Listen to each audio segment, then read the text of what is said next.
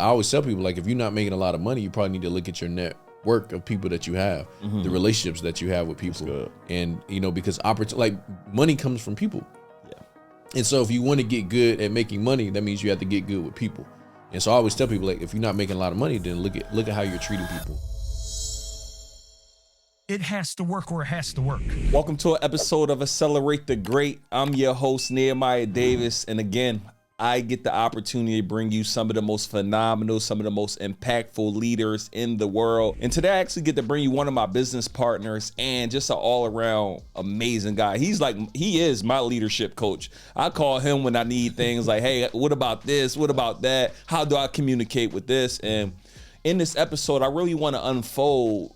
I tell people all the time, I think leadership doesn't sound sexy, but I don't believe you can lead yourself or a company without it, and just certain things that I really love how he operates. So I said, man, I know how busy you are. I need to steal you for a little time and come on the pod and just break down just things you teach me, but the world really need to understand this so we all could become better leaders. So without further ado, I want to introduce y'all to my brother, J.O., Mr. Justin Owens. What's up, bro? How you feeling, man? How you feeling? Good? Get through this mic. Yeah. I'm good, bro. I'm good, man. I'm blessed to be here. Grateful to be here. You know what I'm saying? I'm proud of you for everything you've done and continue to do, man, and keep touching the world. So, yeah, man, I'm excited, man. Let's get to it. Thanks for taking time to get on the show, man. So how you feeling? How's everything going? Man, things are good. Obviously business is going good. Just left, meeting with some people in town from, international trip and just talking about growth and expansion and, looking forward to, the next few years. So excited. I got a question. How do, one of the things that you're extremely good at is building relationships. Yeah. And you don't do it like a lot of people do it when they need something. Like you're very thoughtful, sending packages to people home, and it's like thoughtful stuff, something that a person needs, you checking in with people. Yeah. Like sometimes I'll go meet with somebody. Oh, I just met with J.O. already. It's just a thoughtful thing, and you're not looking for anything in return. How do somebody begin to start incorporating that? Because this is one thing for me. Like sometimes I get contacts and I don't keep in touch like I should. Yeah, it's that's a good question. I think it's tough at the beginning. I'm not gonna lie, because when you first starting off as an entrepreneur in business or even in a career, like you do need stuff. You know what I'm saying? Like you're like, man, okay, this is a great asset, a great person, but like I don't build relationships with the end game to get something from somebody. Right. I'm just trying to say, okay, how can I continue to build a generic or authentic relationship with the person, but at the same time, like to give thoughtful gifts, you just got to listen. I think a lot of times sales comes down to listening, marketing comes down to listening, business comes down to listening, leadership. A part of it is, big part of it is communication, and communication it requires you to listen. And so building those relationships with people in a way that it's not like I'm trying to get something from you, you start to add in equity. Like I call it making deposits. A lot of times people try to make withdrawals from relationships that never made any deposits to. Wow. And so good. I'm saying, okay, man, how can I continue to add? How can I continue to make a deposit? So if one day, if I ever need something, maybe I can reach out to the person. My hope is I never have to utilize that. I could just be a value add to a person. And then if I do need something, then they won't hesitate a lot of times to help out. Right. That's good. So that's powerful.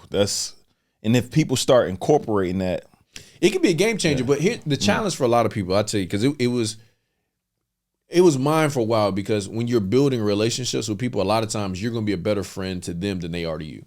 Right. So like a lot of times I'll be the person checking in on people, like nobody really check in with you. You know what I'm saying? Like a lot of times people think that sometimes the top people are getting checked on the most, and a lot of times they're getting checked on the least. Like most of the time people don't even get them thoughtful gifts. And so I realized that just comes with the territory. Like, okay, you're going to have to accept that you're going to be the person reaching out, especially at the beginning. As you start to grow, then eventually people start reaching out to you. But at the beginning, it was a lot of that groundwork and building the relationships. But it does turn out to be very good, because relationships are everything. We hear it all the time. Your net worth equals your network. Yeah. And so, I always tell people, like, if you're not making a lot of money, you probably need to look at your network of people that you have, the relationships that you have with people. And, because money comes from people.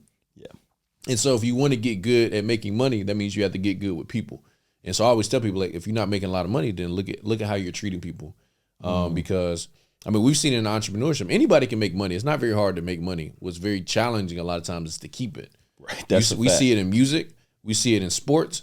And the people that find a way to keep it a lot of times are really good with relationships. You know, how do I go from the league to now I'm a sportscaster? Well, if I was bad with people, if I was bad at when I was talking to the reporters and I wasn't a great, face of the league, I'm probably not going to get that opportunity. But if I was good with people, now when I retire, I may get a call from somebody and say, hey, listen, we like your personality, like what you're doing. We want to have you on the show. So in the same thing with coaching, opportunities come later. So I look at business like that and say, okay, how can I just put myself in the best light and with people so that, hey, if there is an opportunity that comes about, I would be the person they call. Right. That's good. That's powerful. Ooh, that's powerful. Let me ask you, what do you think leadership, like how do you lead your team? Like I'm working on, you got a large organization, thousands of people you lead, and you've been doing that for a long time. Like you've been leading organizations and people for a while. And I call you sometimes like, man, like, I don't know if they getting it. Like what, or maybe I'm not getting it. Like I lost several people on my team, and I don't be the guy to blame people. Like I got to look inward and be like, so coach me through, how do you lead people? How do you lead your team? So that's a good point. I will say one thing too. I think that, just because a person leaves your team doesn't mean you lost the person. A lot of times people, when a person leaves their team, it's like, okay, well, that relationship is not there. Well, it didn't have to be that way. Like there's people that are no longer in my business today, but we still have relationships. We still communicate. I still reach out to them. They can still call me for advice. I want people to know that even though maybe the business relationship is closed with us for today, because anything can happen in 5 years, that our relationship is still there. The bridge is still there. But when it comes to leading people, leadership is only gained through practice and through using, like being in a position of leadership. That's why, like, a lot of people sometimes will make fun of network marketing, because that's where I got started in business. In fact, that we've got a company that does that now. But it's like, that's where you get practice. Right. I deal with so many people, different personalities, different languages all the time. And it's like, Justin, how do you learn how to handle this, man? Because I've handled that situation probably 100 times now. Yeah. So the first 2 times I was trash. Yeah. And then you start getting better. And so, for a person that's just starting out, I would say that is a great breeding ground for a person to start learning the communication skills, learning the leadership skills, because you ask the question, it's how does a person, get good or being a leader? Is the first thing is obviously leading yourself. Yep. You can't lead other people until you lead yourself. Yep. But the other thing is understanding that leadership is service. Yep. People always think it's a step up, and it's really a step down. It's like, how do I serve you? Like, my assistant, having a great executive assistant, and we have a conversation every year, and I'm like, listen, every year. Okay. And it's like, hey, listen, what are you trying to accomplish? Because I tell her, I don't want you to be my assistant forever. Yep. Now, my hope is that you'll be with me for a very long time, maybe even forever. But and even if you stay my assistant, it's not just going to be that. Like, I eventually want us to grow to a point to where we can be business partners, if that's something you want. My job is to figure out, what does a person want, and then how can I help you get there? And if you can think about every conversation you have with people, it's like, okay, what do you want? Let me really find out what you want. Can I make it a safe area to where a person, like, I literally sat down with a lady in one of my companies, and she was like, I eventually want to be able to do this one day. I was like, cool. I hope you do that. She was like, really? Yeah. Because the last place I was at, when I told them that, they fired me. I was like, yeah, no. Because that should be the goal for you to be able to grow. And some leaders, unfortunately, they've got bad examples of leadership, and so that's how they respond. They try to protect a position. I'm not trying to protect a position. I want to help people grow, because if you help people grow, then you never have to worry about, your personal situation. That's good. And I think what a lot of people do is, I used to hear it all the time, what if you train them up and they leave? Like, what if you train, and I saw the quote, what if you don't and they stay? You know what I'm saying? Yeah, that's a fact, bro. That's a bar. And it was what's the guy's name that earns Virgin Richard Branson. Richard Branson. He had a quote. I don't know exactly how it went, but it was something like, you wanna develop your people so well that they can leave you and do much better, but you want to treat them so well that they never want to. That's so good. Powerful. And so, because a lot of times, man, it's like, you hear people, they'll come to companies and they'll leave, and it's like, man, why did you leave, man? Because it was the way somebody treated them. It was the way that they felt in that environment. A lot of times, it doesn't have to do with the money. Like, you think about it, sometimes people are trying to get a 50-cent raise an hour, $1 raise an hour. Like, by the time you get taxes taken out, you're only making an extra 70 cents. So it's like, is it really the money, or is it, I just want to feel more valuable in the place that I'm working in? And when you start understanding that, it's like, okay, it's not just about money. It's not just about paying people well, because people get paid well and they'll still be lazy, or they still won't show. I mean, I know you experience this. I experience all the time. I'm like, I can't believe that you're not working for this. But it's about, how do I feel about where I'm at? And by me doing the best that I can do in this environment, how is that helping me move forward to what it is that I want to do? That's good. And you know, the personalities, you know, we talk about that a lot, but like understanding different personalities. Yeah, talk about that. Will help you understand what drives people. Like some people are driven by money. Some people are driven by service. Some people are driven by, you know, like having a lot of information and being very detailed with the information. Some people are driven by, you know, just having fun, being social people. And so that's me. And so, yeah. And so it's like, if I'm talking to you, and you that's how that's one of your drivers. And it's obviously more to it than that, but it's like, okay, if I'm sitting here talking to you about the facts and, hey man, let's sit down and have this meeting. Let's do, like, you're gonna almost like shut down a minute. Like, I don't even want to be here. Yeah. But guess what? I learned that, because we're similar in that way. Like, I like to do the fun stuff, but I realized there were parts of business that I said, okay, you know, I don't necessarily enjoy this, but I have to, because there are people on my team that they need that. You know, and I'm learning that now. It's like, you know me, I'm anti-meeting, but I've been doing a lot of meetings to make sure things are moving forward, to make sure you casting the vision, to make sure people understand where we got to go. Yeah, really the CEO, the job is to be the chief visionary officer. All right, your job is to continue to share the vision. Well, how can I share the vision consistently if I'm not there? How can I share the vision consistently if I don't know what moves you and drives you to make this thing you know, come to fruition? It's like, what was it? They say you basically should create a goal or a vision so big that other people's dreams can fit inside of it.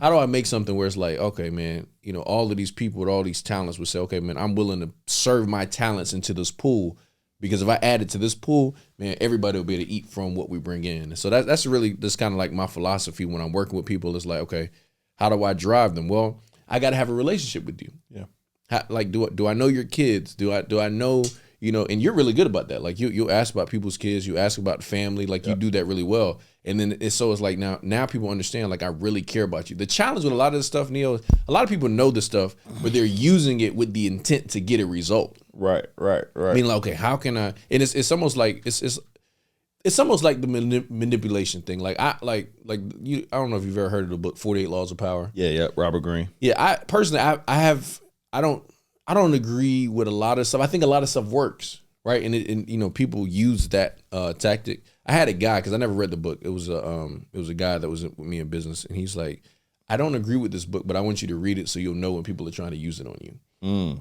And so, because that book can be if it's in the wrong hands, a person can use it for manipulation. Right.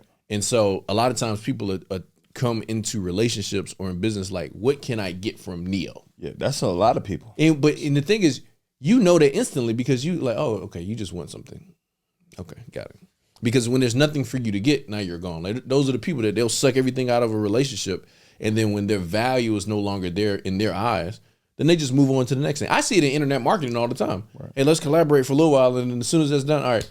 That's why a lot of times you see people break up or they fall apart, is because whatever that thing they were trying to get, somebody feels like they got it, and it's like, okay, let me go do something else. And I think if you want to have the long-term game, you got to be able to have, you got to be a person that's willing to, you know, add value and serve long-term and not just short-term benefits. That's good, man.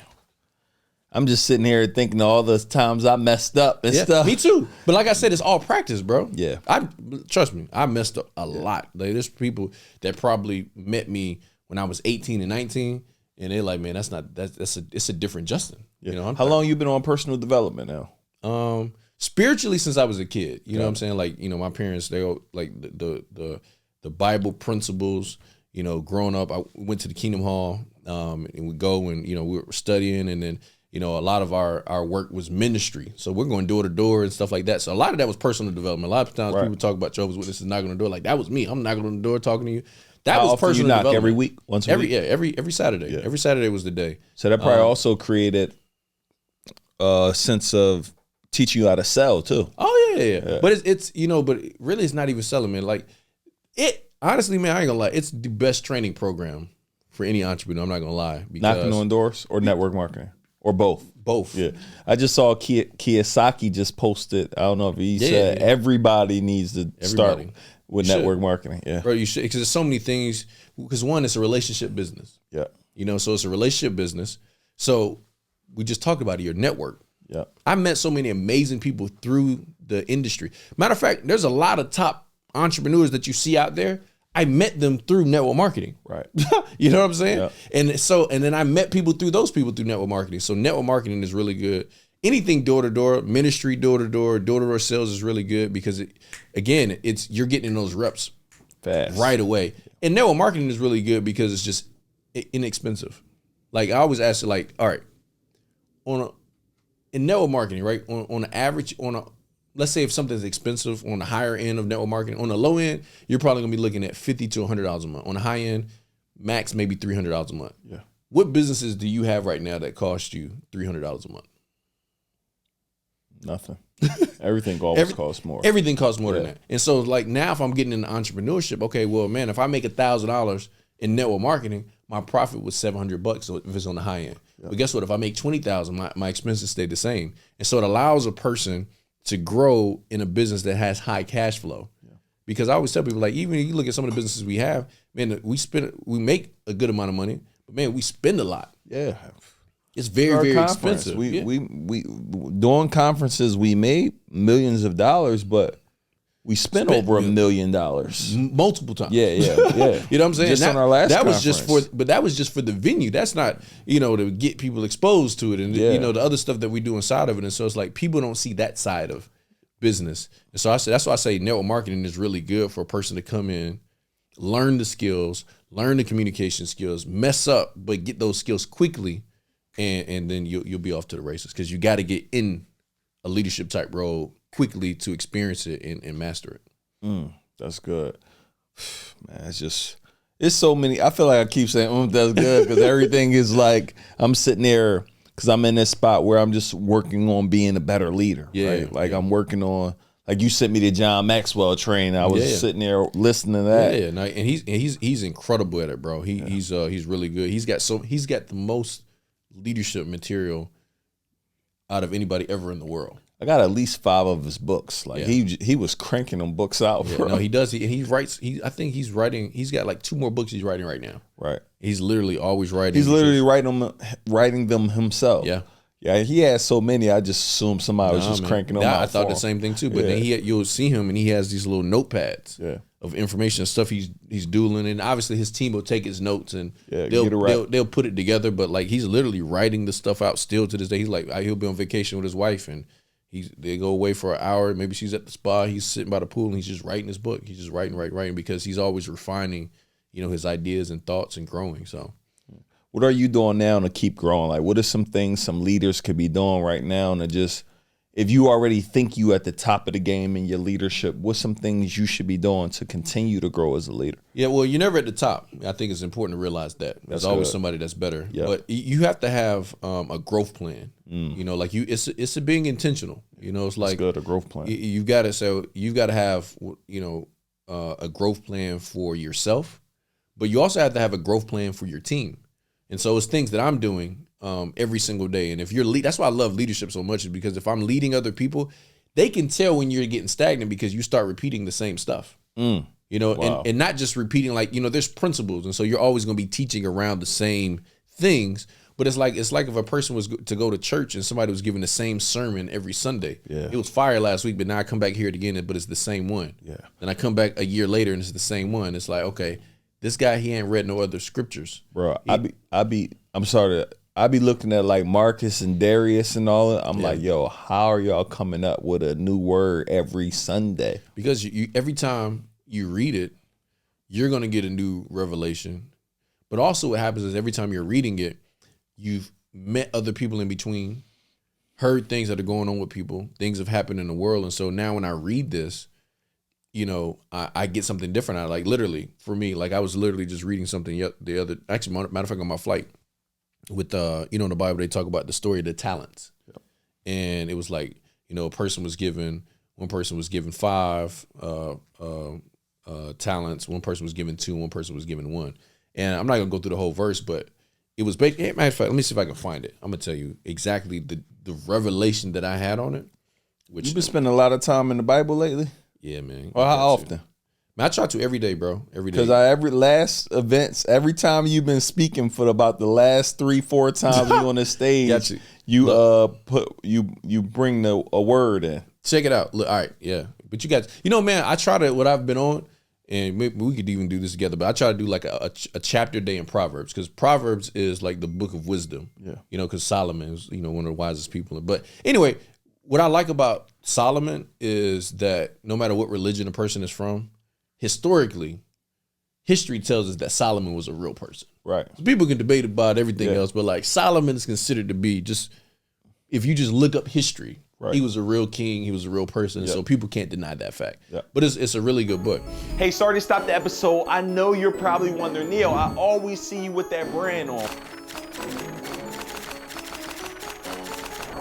How can I be a part of it? How can I get the official gear of every entrepreneur in the world? What I need you to do is go to newageceos.com so you can get your gear. We got something for women. We got something for men. We got something for spring. We got something for fall. We got something for winter. We want to make sure you have the official gear of every entrepreneur in the world. Go to newageceos.com. Anyway, the storyteller in this thing, it says he gave 5 talents, 1 to another, 1 to another, according to his own ability. So that's a leadership principle right there, because it's like, all right, he gave them talents, something to manage, but it was based on what they could do, their ability. All right, that was the first part. And then he says, then the guy that gave it away, he went abroad. And then the first word after that says, immediately, the one who received the 5 talents went and did business with them, and he gained 5 more. And then it says, likewise, the one who received the 2 more. But the slave. So here's what happened. A leader came and gave them a responsibility. And the person that got 5 talents, immediately he went. So it was no procrastination. And then it said the second person they gave it to, immediately, likewise, which means he did the same thing. And then the one that he gave the 1 to, it said, but. So he didn't do what they did. Right.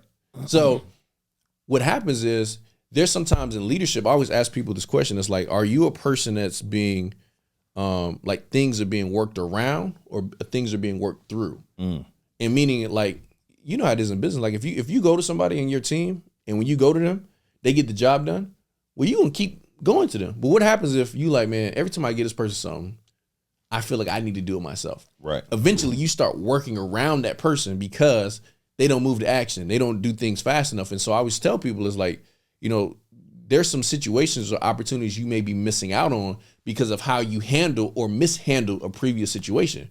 Because you're not responding the right way. And so there's some people that are in positions that they don't even realize they're being worked around instead of being worked through. Wow. And so my whole goal is, man, in any environment, I want you to give me the most talents. Why? Because I'm gonna work it the way it's supposed to be worked. Right. And I want everything, all the growth, I want it to be through me instead of like, nah, I can't get us to Justin. But how you fix that though? How do you even go fix? Because you're saying I had people on my team that I'll go around, but how do we fix it so you can go through? Is that a conversation? That's where the growth plan comes in. Because if I'm now, what's entitled in the growth plan? How do you set one of these up? Like, give you an example. Like in my business, I have an audio of the month. Yeah. And so I'm giving them something to listen to, but I'm also training on it throughout the month.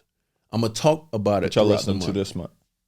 This one is it's a new business that we just launched. So it's Jim Rohn, your first year in network marketing. Okay. It's Jim Rohn, building your network marketing business. Yeah, I don't care what you listen to the gym. It's that game. It's really good though. Yeah. You should actually listen to it. It's on Apple Music, but it's called Building Your Network Marketing Business. Got it. It talks about the law of averages and building a business. Yeah. It talks about, you probably heard some of the clips of the speech. Yeah. And it applies to every business. But now when I'm talking to somebody, when they're going through their business, they're like, yeah, okay, I see this. And then when I'm talking to them, I'm like, hey, I mean, you heard what it was talking about in the audio. Now I'm checking to see if you're doing the growth plan. Right. Because I'm going to talk to you about stuff that's in the growth plan. Yeah.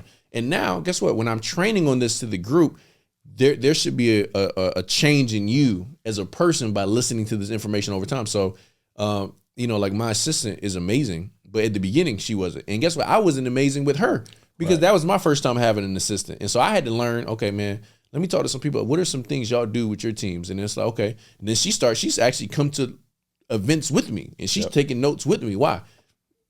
Because I have to grow, but guess what? The team has to grow as well too. And so you put in place your personal growth plan, which is like, okay, am I reading the audio? Am I reading a book every day? Am I, I try to listen to 30 minutes to an hour a day on leadership, something spiritually, and just maybe something I'm just interested in outside of that. Maybe it's audio a day, book a day. Yep. I would tell a person, just try to spend an hour on developing yourself. Yep. Because sometimes I got critical conversations I got to have. I'm saying, okay, how do I do this right? Yep. Now let me study. I may spend 45 minutes on that because I got some conversations coming up that I want to make sure I handle the right way. I may be looking deeper on communication one day or personalities another day, or just some generic leadership stuff that, I want to listen to. That's my plan. But then the other one is, what am I intentionally doing to grow my team? Like, it's one thing for you to buy a book for yourself, but there's a book by Stephen Covey's son. It was called something. That's my guy Trust. too. That's one of my first books I read. 7 Habits of Highly Effective People, bro. His son wrote a book. Shift. It was something on trust. And literally, bro, I bought 50 of those books. And when leaders came to the house or I'm traveling, I give them a book and I write some words in it. Yeah. And I'm sowing into their life. So now a person like, man, this person, I did 2 things there. One, I just sowed into somebody's life. Yeah. How many times do people give people books? Yeah. How many times people give them audio? What did you say for your team? What is it called? The audio for this month? No. You told me part of the growth plan, something with your team. I want to write. Oh, it's I'm intentionally giving steps to my team to grow. So whether it's an audio, whether it's a book, and what I try to do is I try to give my team the same experiences I'm getting. And so I'm reading. My mentor told me to read a book on trust. I'll try to give if it applies to people. Sometimes it's stuff that we're given that it may not apply to a new person, but if it's something that they can use right now, I'm like, hey, look, this is what I'm reading. You should be reading this. I just realized I don't have a growth plan for like my company. How are you developing your team? Yeah. But not. I got to get more intentional about that. So here a book I would recommend. I recommend to all leaders is when I got a leadership book they should get. But the first one is John Maxwell, Developing the Leader Within You. That was the first book I read. Yeah. And then so I would start at the beginning. I would start all your leaders off with that, right? Like, hey man, developing the leader within you, because we remember what we said before. You can lead other people, you got to lead yourself. Yeah. And then for like your managers or your people that lead other people, the second book you give them is developing the leaders around you. So I would give you that book too, Developing the Leaders Around You, because now it's showing you how do I grow the leaders that I have? How do I intentionally? So check this out. Why y'all listening? Please I'm sitting here, I'm taking notes. Like, I'm serious. Note takers are money makers, man. Developing the leaders around you. Sorry, Jeff. Developing the leaders around you. And so what happens is there's two ways you can grow a team in a business. You can attract leaders or you can develop them. Yeah. Right. And so I call it the team that you're developing, I call it like your farm team. The team that you develop, they're always going to stay with you the longest. Yeah. If you look at like LeBron, his hardest decision was leaving the team that drafted him. Right. Because he went through everything with them. Yeah. They, and even he left and then he came back because it was still this feeling that he can't go. But guess what? After you leave one time, after you leave the farm team, now you start seeing people just hop around. But the hardest team to leave typically is that first one. Is the team that helped you to develop and grow the most. And so how can you make your company the place that people grow the most? It's like people stay around me a lot of times. They're like, man, I'm growing so much being around you. Like if you're a videographer, if you do graphics, like you're going to get good at graphics, but you're going to get better as a man. You're going to get better as a woman. You're going to get better as a father and a husband and all that kind of stuff, because I want you to be intentional about growing as a person. Now, when you go to another job and it's just a job, like, man, this is different though. Like, man, I felt, we was really growing. I was growing as the inner Justin, not just the person that's just making a little bit more in a check. Yeah. And so the farm team that you develop are the people that's going to be with you so much longer than if you just hire somebody that's good. Like, there's a lot of people that you can hire that's good, but we was just talking about it. If I just hire you, you don't care the same. You weren't in the trenches the same. We didn't start this thing and you was making 1,000 a month. Now you make 2,000 a month. Now you get 5,000 a month because the company's grown. Like, you were part of that growth. the farm team is the best. But here's the thing. You want to have both. You want to get your team to where, you can attract people. I think what's great about what's happening in this economy right now is, people are looking at, I think it was Amazon's firing 10,000 people and blah, blah, blah.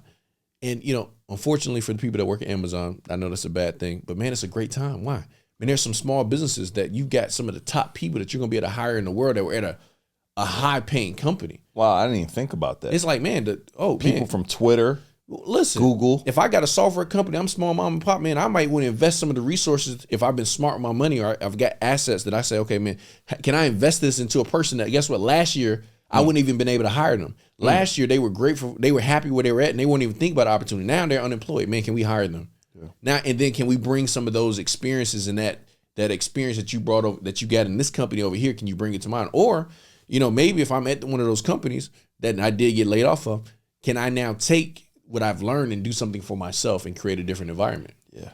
And so it's a double-sided coin. Every time there's something negative that's happened, there's a positive side of it. And so people can get caught up in this recession and say, man, wait a minute. We about to be able to get some of the top people in the world. They're free now. Yeah. Man, let's see what we can make happen. Because who they probably going to get rid of? This is funny. I'm going to say this too. This is the dynamic about traditional business that a lot of people don't understand. On your balance sheet as a business owner, you've got assets and liabilities. Yep. What a lot of people don't understand is, as a business owner, your wages and your payroll is on the liability side of your balance sheet. Wow. So when companies want to become more profitable, what do? Yeah. They're going to go to the thing that's costing them the most. What is it? Labor. Yeah. So we're going to cut labor costs because that's what we're spending the most money on. Yep. That's why companies always cut jobs first, because that's where they spend the most money. Now, if I'm an employee, and I'm not knocking a job, my goal is to make as much as possible. Right. And so when I make as much as possible, I actually become a liability. Like, it shouldn't be this way, because as an employee. Wait, say it again. As an employee, your goal is to make as much as possible. Yeah, like, think about it. As a business owner, you're trying to get as much possible out of a person while not having to pay them as much as possible. Like, to an extent, you know what I'm saying? Like, you're probably not trying to pay somebody $50,000 a month. Yeah. But the person that has a job is like, man, how can I make more at what I'm doing? And so naturally, there is a conflict of interest, because as an employee, if I work for Neo, I'm trying to make as much as possible. Yep. If I'm Neo, I'm trying to pay as little as possible for this job. I want to pay somebody that's effective for this job, but not have to pay them as much. It should be a meet in the middle, right? Yep. But what I'm saying is, on the balance sheet as an employee, sometimes we feel like we're the asset to the company. Like, they can't get rid of me. Right. Not knowing that on their financials, we're on the liability side. Right. That's not what the company looks at and says, okay, all right, this is valuable right here. It should be that way because it's people. Yeah. However, that's not what it is. That's why I say, when people start understanding this, they start looking at business differently, because now it makes sense when companies go through financial situations, the first thing they do is lay people off. They're not going to initially start, stop buying stuff like for the company equipment and stuff. It's like, hey man, we need to cut. If we could save 30% on payroll, man, that's our money right there. Yeah. Now, guess what? Those people that got fired, their workload now goes to everybody else that's left. Why? Because the people that's left is like, man, I'm grateful to be here. So yeah, I'm gonna take on so-and-so's job. Yeah. Yeah. I don't want to get cut next. Yeah. You see what I'm saying? And so the company says, man, we just got the same production and laid off 10,000 people. Wow. Dang. And we're still in business. That's different. Yeah, I didn't even think about all of that. Yeah. Yeah, wow. But the opportunity for people is, if I'm a business owner now, can I go attract top talent? Top talent. That's what, and that goes back to leadership discount. Thing. And guess what? If my environment is right, that superstar will say, man, I could come here and I could help this grow, and I could be a part of the farm team over here with my experiences. Right. How are you managing? Because a lot of your organization is virtual, meaning they're not coming to a physical look. Is the growth plan the only thing that's keeping them in alignment with just like, yo, I like to go give a role. So I had a meeting the other day with my team on a call, 30, 40 minutes. Yo, do this. I literally told everybody what to go do. Everybody got it? We got it. 2 days later, I had to do the same exact call. I said, why am I getting back on a call? Everybody said they had these. Like, that just really irritated me. Like, very, like, I just had this conversation with y'all. I'm coming back to, like, do you got to keep telling people things? Do you got accountability? And for me, that's where the development of leaders comes in, because eventually you're going to develop some people that would take their responsibility serious. Now, here's the other thing. You know, a lot of us we talk about, you know, attracting leaders and developing them, but sometimes you got to get rid of people too, you know, and that's a conversation that needs to be had. A lot of times people is like, listen, if we got to find a way to get this done, you know what I'm saying? Because if we all take an hour out of our time to do something, we got to make sure that when we come back, at least some progress or something has been made on this. And those are conversations sometimes you got to have one-on-one. One of the mistakes I used to make, when I first started my company, I had a call center, and I used to have these big team meetings, but I was only really talking to one person. So I would have a meeting about being on time when it was really just one person that was being late. Right. So I would waste everybody's time talking about, hey guys, we need to be timely, when it was really one or two people that was having the situation. So what I learned is I need to have group conversations with everybody about things that we need to discuss. But if you slipping, I just need to have that conversation with you. Right. So now I'm not wasting everybody else's time, but I'm also letting you know, because in this conversation, I can let you know, hey, listen, you know, we had a call 2 days ago and, you know, I didn't see anything. Right. I need to make sure the next time we have another conversation that that's not going to be the case. Okay. And then it don't stop there. Okay. So what's going to happen? We're going to have another call on Tuesday. What's going to happen between now and Tuesday to make sure that doesn't happen? Right. And then now you got to give me this stuff. Oh, I'm going to do this. Okay, cool. And then are you going to send me something Sunday to make sure, send me an update? So by the time we get together on Tuesday. So now we start putting in place things to make sure. It's like, you know, they say you inspect what you expect, to make sure that we're not going to have the same conversation. You inspect what you expect. Yeah. Let me get that. Yeah. No, but it's like, man, how do we make sure we're not going to have the same conversation? Like, and here's the thing, man, I never mind people making mistakes, especially if they were trying. Yeah. But not taking action, not moving. That goes back to that talent story of like the person that had the one talent. Look, I'm gonna check it out. It's so good, man. It's really good the way this thing broke this thing. Hey, you might turn into be a pastor in the future, brother. Man, it's just spiritual principles. Here's what he said. All right, so after a long time, it says after a long time, the master of the slaves came back, settled their accounts. And he said, Proverbs? This is Matthew 25. Okay. Matthew 25, like 13 through 25. All right, so check this out. Let me listen to what he says. We're going to translate it to today's world. All right, so the guy who had 5 talents came forward, and he says, Master, you entrusted me with 5 talents. See, I've gained 5 talents more. He said, well done, good and faithful slave. You were faithful over a few things. I will appoint you over many things. So he said, hey, man, you gave me 5 talents. I doubled it. He said, cool, man, listen, you doubled that. Guess what? I'm going to give you more now. The guy that received 2 talents said, Master, you entrusted me with 2 talents. I got 2 talents more. He said, hey, you gave me 2. I doubled that. He said, hey, man, well done, good and faithful slave. You were faithful over a few things. I will appoint you over many things. So there's a lesson. If you get a little bit of responsibility and you execute on it, you'll get more, right?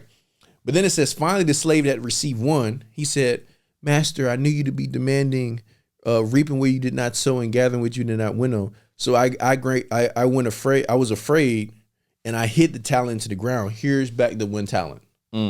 So here's what he tried to do. He tried to say, hey, man, listen, I know how you are, and you don't really like. So he's trying to make an excuse on why he didn't do anything. That's how I tied it up. It's like, because some people read it a little differently. But I changed the voice because like, hey man, I know how you be doing. You know how people are like, man, you was busy, so I didn't really want to bother you with this. So I was busy. You didn't want to bother me with something that was important, so you decided to do nothing. And that's what he said. He said, I knew how you were, so I just put it in the ground because. And here's what he said. He said, in the reply, the master said, wicked and sluggish slave, you knew, did you, that I reap where I did not sow and gather where I did not winnow? So then you should have deposited my money with the bankers, and on my coming back, I would have received it with interest. So he's saying, hey, listen, if you really thought I was the way that you thought I was, you could at least gave it to the bank, and they would have at least gave you some type of return on it. If what you're saying is true, right, then you would have at least done this.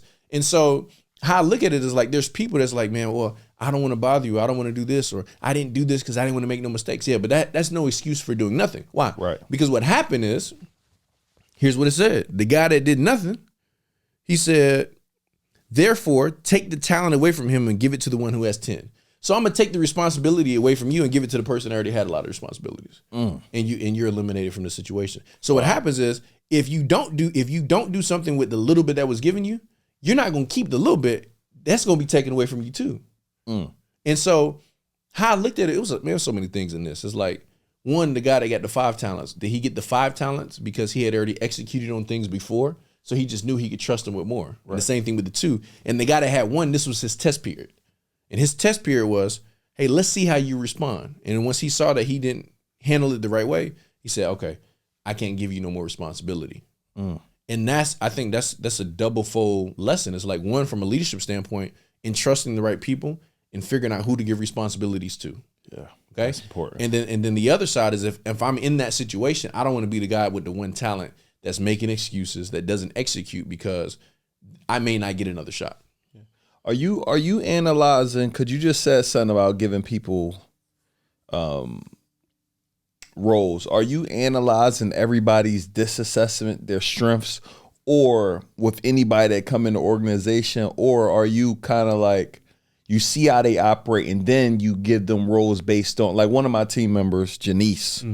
So I know if I give her a role, she want the role in advance. She don't like to rush it. She gonna make it done right, but she gonna go do it. I'm like, hey, set up this event. It was done. It was set up by the next day. I'm talking. She's going to just give her the role. Yep. Done. Yep.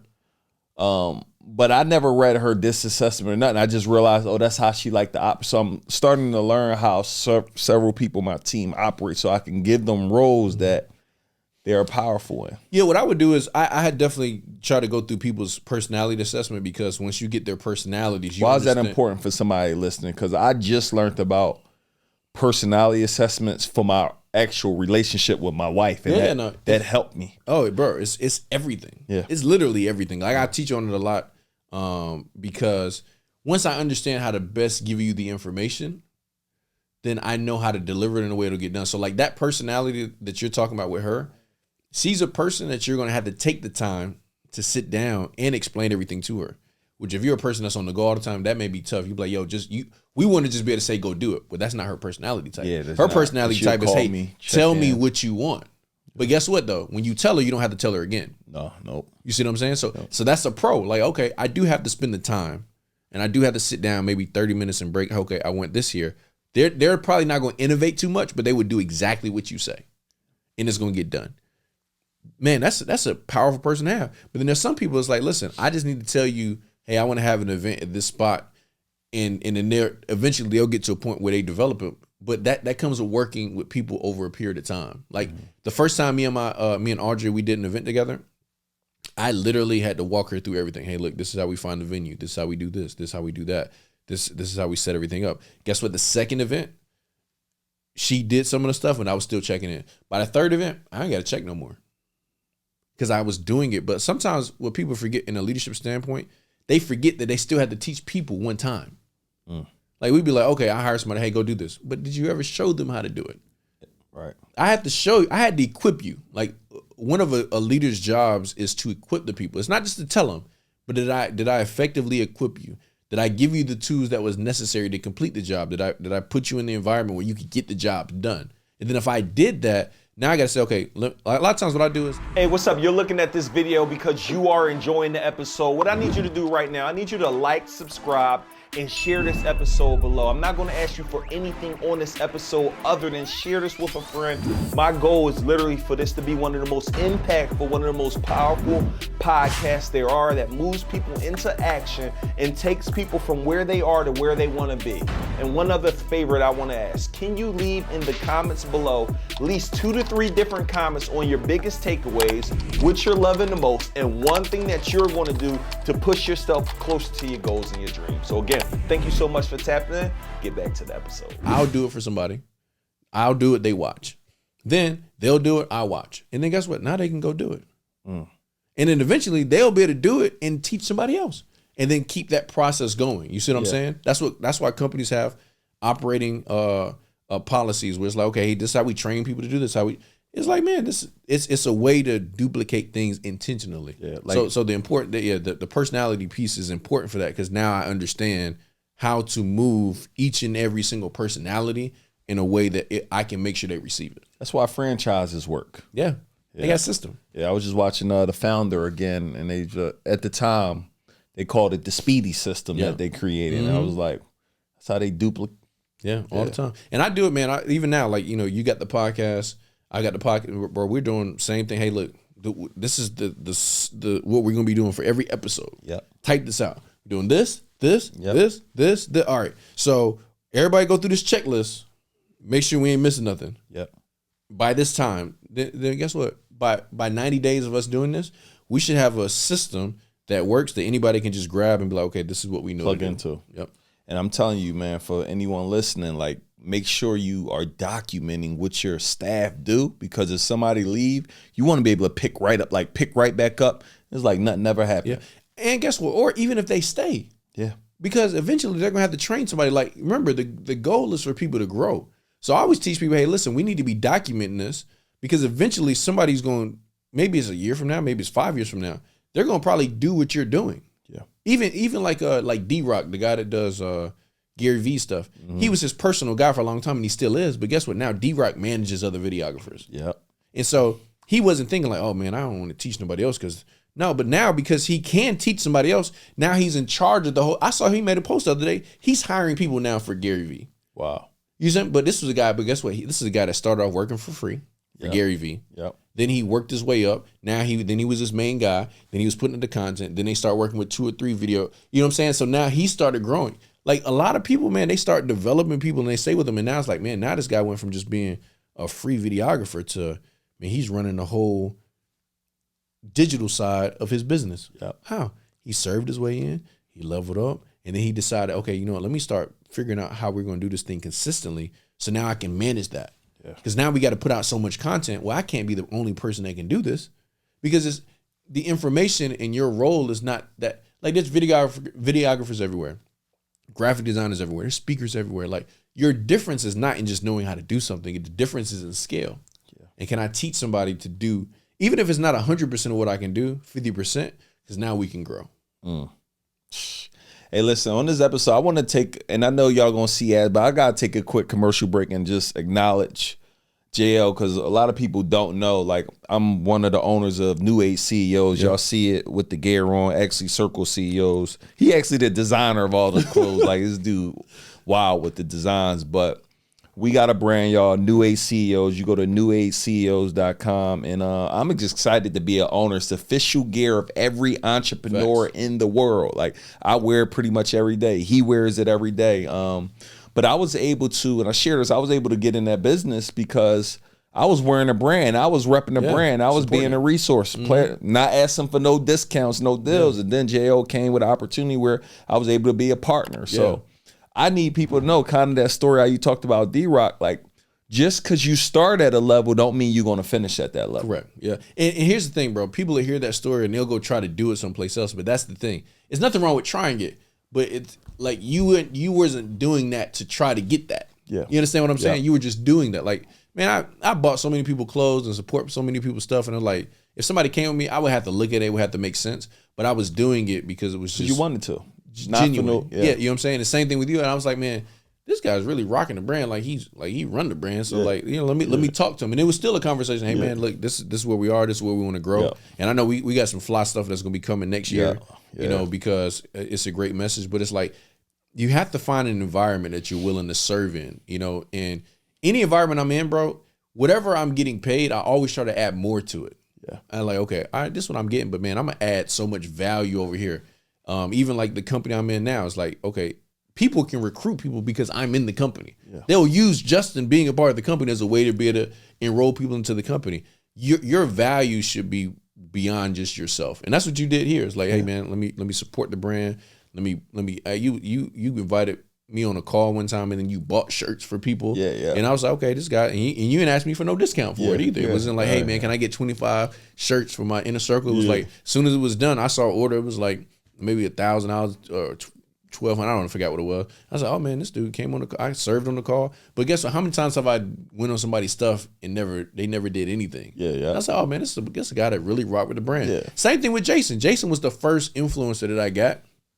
That he just wore it, and man, first time he wore it, we had made like $800 of sales. I was like, oh snap! And he just kept wearing it. I was like, man, this dude, he might as well just be a part of it. And we sat down, had a similar conversation. And so people recognize that stuff, man. They really do. Yeah. And, you know, so I appreciate you, you know, not only for that, but also just the value that you bring, because you do bring value beyond just, hey, I'm a post it, I'm gonna just wear it everywhere. It's relationships, it's helping out with things on the back end. That becomes just a value add. It wasn't just you wearing the shirt. Right. Yeah. That was a value. It was the expertise and the skills that you had on the other side. And I think more people need to be able to operate in that way. Yeah. And I mean, if they did, I mean, it's game changer, bro. Like, especially if you have value. Yeah. As a person. You know what I'm saying? If you have value as a person, it just makes you more valuable in any environment you go to. And I think you talked about the employee earlier about being on a balance sheet as a liability. I think anybody who is working for someone, you should be trying to figure out, how can I make me almost indispensable? Like, how can I be the asset? Yeah, like how do I go from, man, listen, if you need me, like, I want to be that person. If I'm working for somebody, I want to be that person. Yo, this dude adds so much value. He's such a great resource. I'm all in with it. Yeah, exactly. Yeah. And that's the mindset of a leader. It's like, man, I'm going to become so valuable because I'm growing the company, I'm growing myself, even if it's just your group, the team of people that you're over, even if you're not the owner. Like, everybody that's watching may not be an owner of a company. You may be a manager inside of an environment. Well, instead of trying to, like, a lot of people, they approach a situation like, man, I'm trying to protect my seat. Yeah. Well, that's not a good spot to be in. Yeah. Because what if your seat's eliminated? Facts. You want to be able to say, man, I've helped 10 people get to my seat. Yeah. Guess what? You help a lot of people get to where you are. The company's going to realize, man, that person right there, we need to put them over here, because if they could do what they did here with the whole company, oh man, it'll be a game changer. Over what? That's how you start to elevate. Yeah. Well, bro, man, thank you so much for coming on, man. Bro. A whole lot of gems. Again, I get the opportunity to hit them up, y'all, and get coaching on leadership. Let everybody know where they could tap in, what you find. Y'all know you got books. Yeah, we got leadership book. You can catch me on New Age CEO, New Age CEO on Instagram. My website is justinmowens.com. We got a new company we just launched, Envision You. Yeah. And so if anybody's looking crazy, anybody's looking for a network marketing way to get in, you know, we sign got up through leaders. Me though. Yeah, there you go. Yeah. We'll have an affiliate link down here. But it's a great way for a person to get in entry level, you know, in business. Yep. And get some of those leadership skills while you're still doing other stuff that you want to be doing. Indispensable.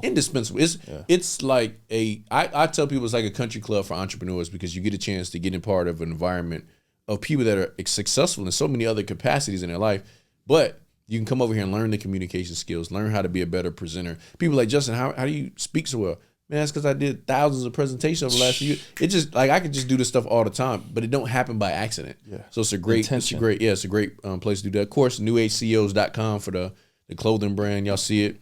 Yeah. And man. So you know, and then we got the podcast, the Run the Play Show. We launched that here, so you guys get a chance to when they drop every Tuesday. Every Tuesday out your YouTube. 7 o'clock. We're on YouTube. Justin Owens. Run the Play Show. Run the Play Show with Justin Owens. Yep. So they catch me there. Y'all better tap into his network, y'all.